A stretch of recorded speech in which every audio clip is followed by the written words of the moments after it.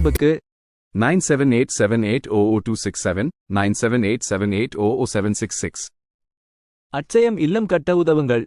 ஈரோடு நசியனூர் பகுதியில் ஆதரவற்ற தாத்தா பாட்டிகளுக்கான அட்சயம் இல்லம் கட்டும் திட்டத்தில் இணையுங்கள். ஏன் அட்சயம் இல்லம்?